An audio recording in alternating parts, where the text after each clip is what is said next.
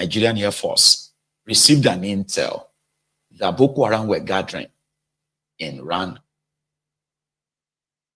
and therefore they should go and bomb them. Guess who were the Boko Haram gathering? The IDP camp that millions and billions of naira have been expended by the thieves who promised to return them back to their homes. They were in the Boko Haram intel. They didn't bomb them just once as a mistake. They bombed them 3 times. Like, drop one, go back, drop another one, go back, drop another one.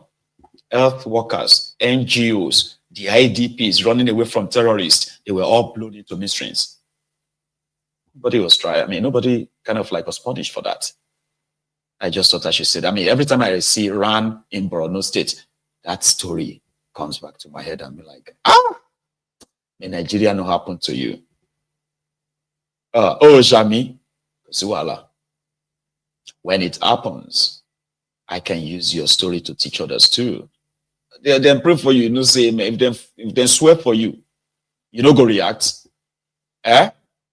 26 supposed travelers were blown up today by an IED, improvised explosive device. Okay, they said they were traveling from Ran. So I want to pick up at the name again. They said 26 people died in the blast, comprising of 16 men and 4 women and 6 children. Right? So they were traveling from Ran to Gamboru when they hit a roadside explosive in Borno State today.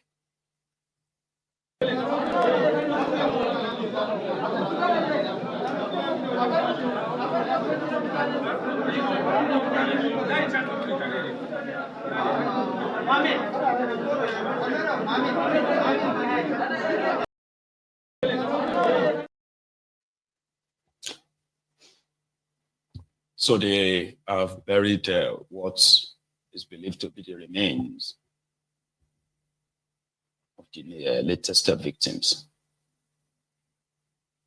As Nigerians are being bled by all kinds of terrorists across the country, Tinubu and his gang and his co-travelers, they are not bothered.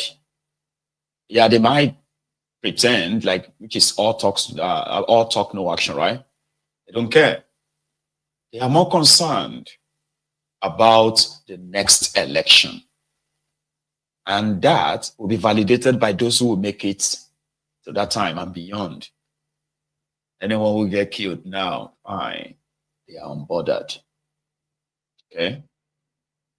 So, and those are your leaders. Unfortunately. Shameless one at that.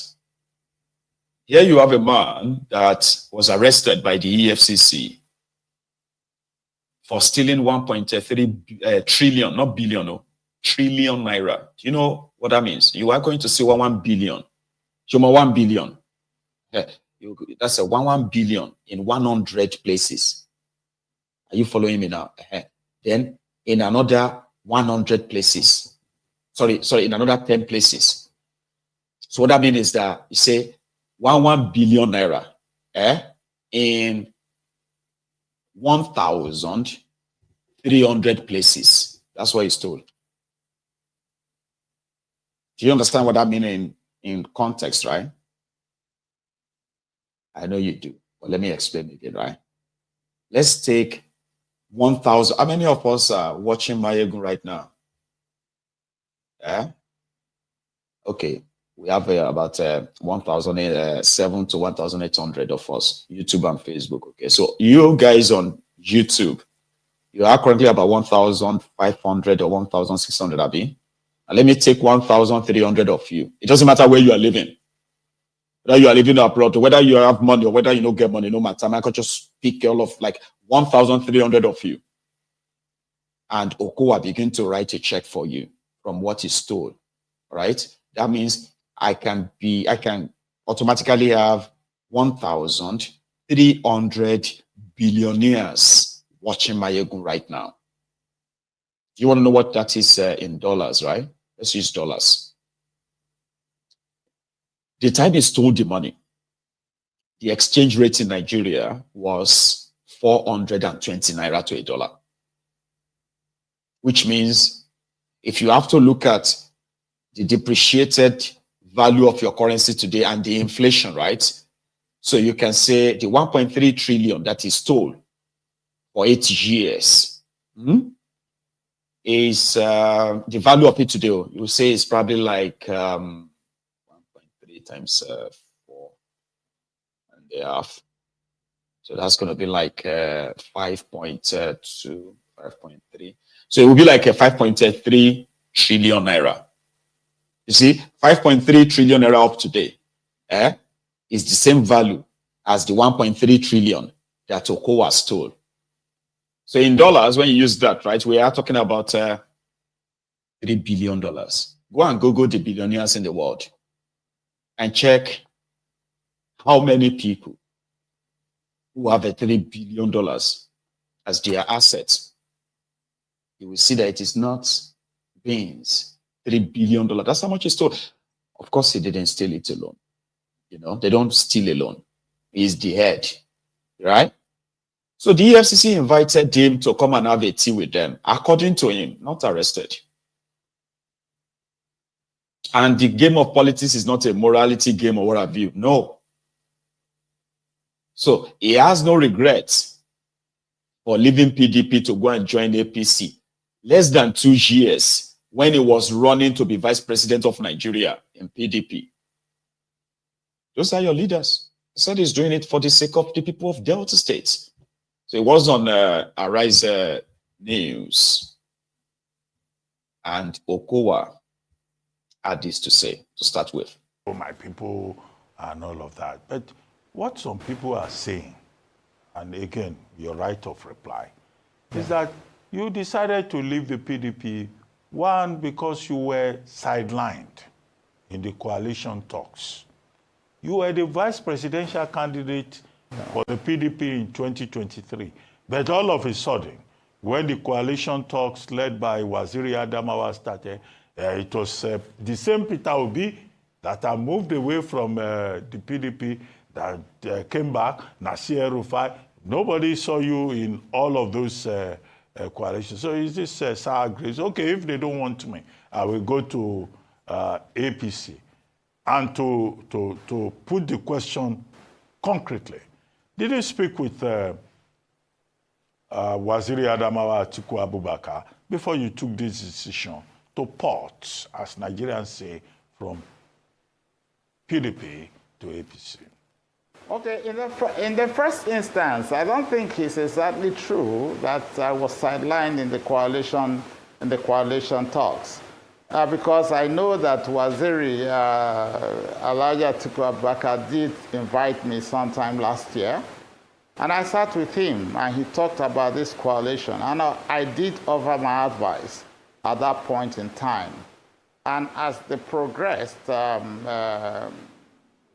we met once again, and I actually did offer my own advice. The advice I gave to him was personal, and I do not think that it is something that I have to talk about in the public.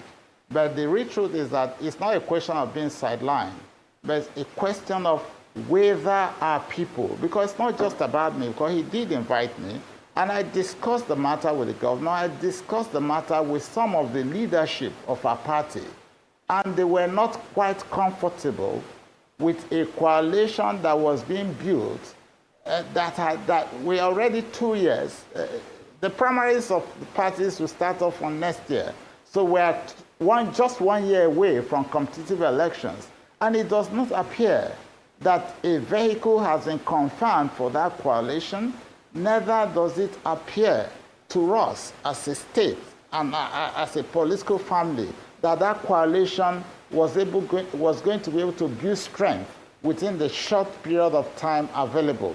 And to that extent, it became worrying for both the governor and the leadership of our political family in Delta State.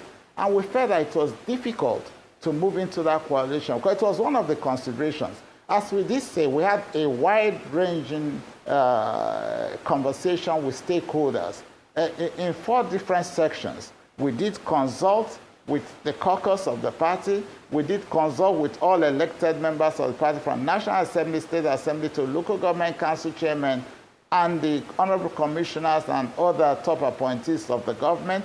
We thereafter consulted with all the leadership of the party, along with the state ESCO of the party and the local government ESCO and the ward ESCOs represented in the stakeholders meetings. And that meeting resolved that it was best to move in the direction of the APC rather than in the direction of the coalition, because there's still a lot of uncertainty about the coalition, and it was not possible for them to agree that it was best to go into the coalition.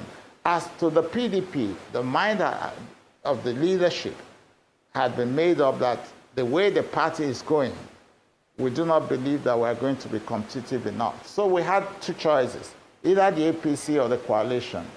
And it's not just the majority view. I think it was likely an all persons view that we should actually move into the APC. Okay, Senator. I mean, if you say that to yourself again and again, at least you'll begin to believe that too. Because they have a lot of gullible people in that contraption, right? Who are those who are fueling the survival of a criminal like that?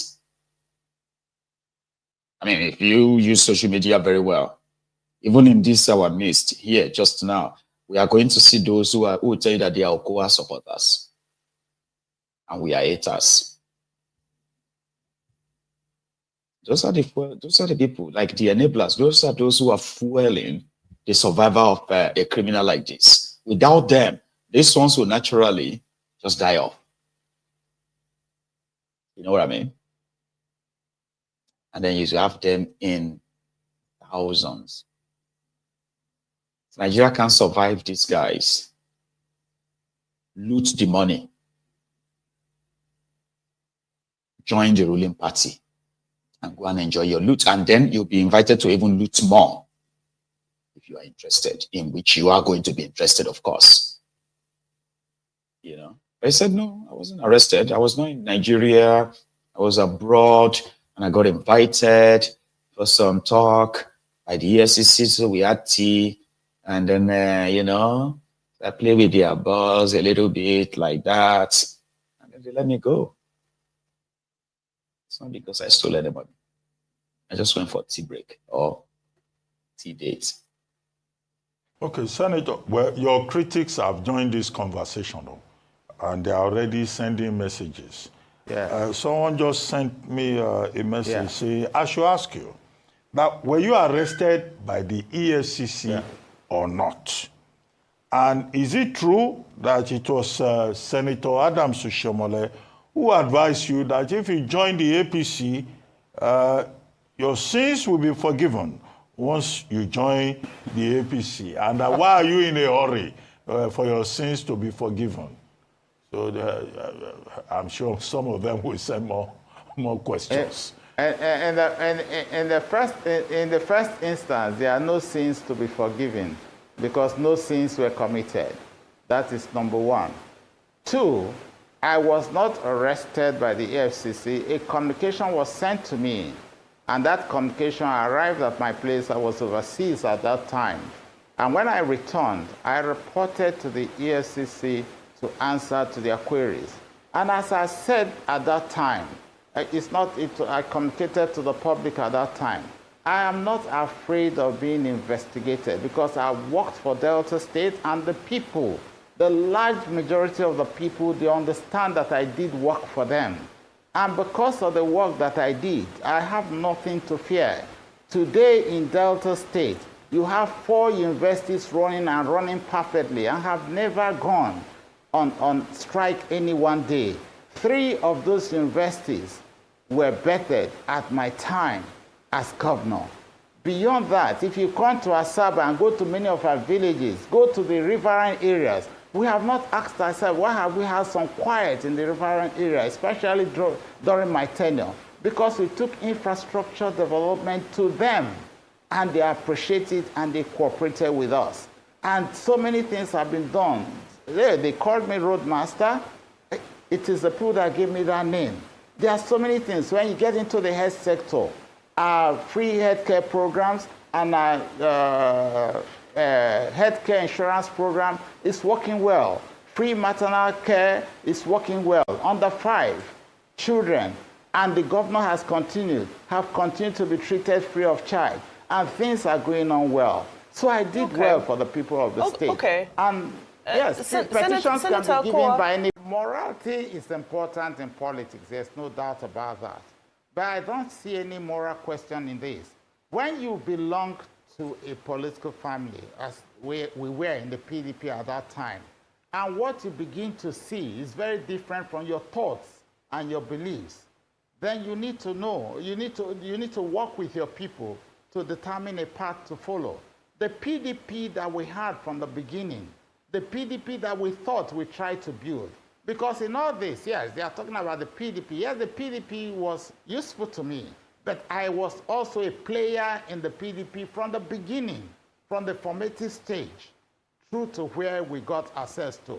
We worked hard to get through all the elections, and yes, I did make some gain by being in various positions at different points in time.